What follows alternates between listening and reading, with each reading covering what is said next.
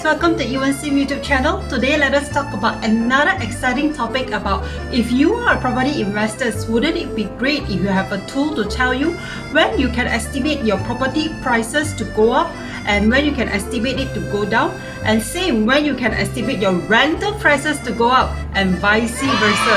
So today I'm going to reveal to you just that, how you can actually have this tool and have it under your grasp, and you would know when you can expect the property prices and rental to go up or come down. Okay, let us dive in right away. So guys, do you know that it's actually very important to know when our bank is going to adjust their lending rate and how the lending interest rate would actually determine or also affect our future rental prices as well as our property prices. Let me reveal it to you right away over here. Today, if let's say our bank has actually reduced their effective lending rate, okay, which is now our effective lending rate for the mortgage has actually gone down from as high as 4.6, 4.7 in the past. Currently it's actually below 4%. Some go as low as 3.5%. So isn't that very low? And do you know that with this low lending interest rate, what would be the effect on our property rental and also property prices? Let me actually explain it to you over here. When the lending interest rate become low, this would actually encourage more and more renters to actually buy house, qualify for loan and buy and own their own home. And at the same time, it will also encourage more and more people to join in as a property investors to go in and invest into property and get loans, since now the loan mortgage interest rate is so low and cheap. So this would actually create an effect of more houses rental supply in the market, and at the same time there is actually smaller renters in the market due to most of the renters has also converted to become homeowners.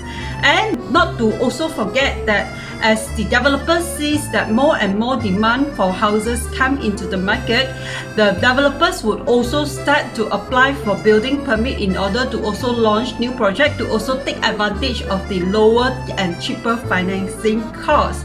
Okay, so all this overall effect would eventually result in the market having an oversupply of houses for rental with fewer renters now, and this would definitely result in the rental to be kept low, the asking rental to be kept low, or even at certain places it will actually cause a dip in the asking rentals for the properties. So isn't that enlightening? So if you have enjoyed my video thus far, I would appreciate if you guys can give a thumbs up to this video, as it would help a lot in the YouTube algorithm to reach out to more people. Okay, now let us continue. So in what environment would actually cause the rental prices to go up? In the opposite, as the property market become hotter, okay, due to rising demand from new people coming into the market to also start to invest into the property to take advantage of the low interest rate environment, eventually the government would definitely step in order to cool down the market. So what would government usually do? One of the most famous policy government would do is definitely to increase the effective lending rate. So when bank increase the effective lending rate, it means that now it become more expensive for us to actually borrow from the bank to buy into property. When lending interest rate increase, this would actually discourage more and more people into getting into the property market to buy property, and at the same time fewer and fewer renters would actually be able to qualify for mortgage loan to own their own home. Combined with lesser people going into the property market to invest into property due to the higher interest rate, and also fewer renters be able to own their own home, this would actually result in more renters in the market. So when this happens, it will actually push up the rental prices. So rental prices would actually go up due to more and more renters competing for fewer supply of rental houses in the market.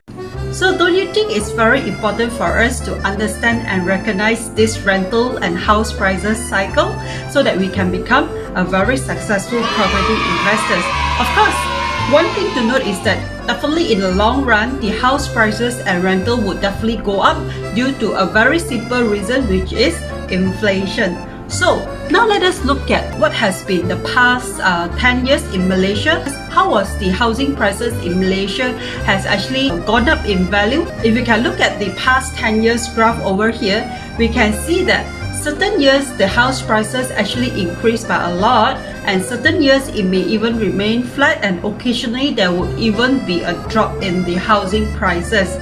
So it's very important for us to know that buying property at the right timing is equally important if we want to become a way better property investors instead of just an average one. So one thing to take note of, even though if property prices drop, it will never drop lower than the previous low, and when it recovers, it always go up higher than the previous high. So from here, we can see that even though the rental and house prices may experience short-term dip, but in the long run, it will always go up due to inflation factors alone.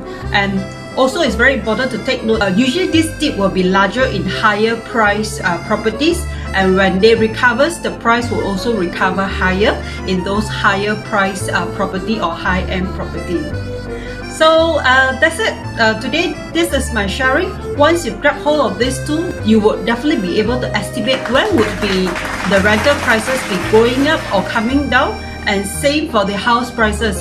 In what kind of environment would we expect the house prices to go up and down? But another thing that you all need to take note of is that usually any of the lending interest rate environment, whether is it a low interest rate environment or high interest rate environment, the effect would only kick in and be felt in the market as early as 1 to 2 years later. It will not be immediate. So that's the beauty of real estate investment. It gives us time to actually adjust to the changes in the market. It will not be as volatile as compared to stock market investment. So guys, hope you all enjoyed my video thus far. If you guys have not give a thumbs up to my video, please do so. It really helps in the YouTube algorithm, and also give encouragement to me to produce more good videos in near future. And meantime, bye bye and keep safe, and see you again next time. Bye.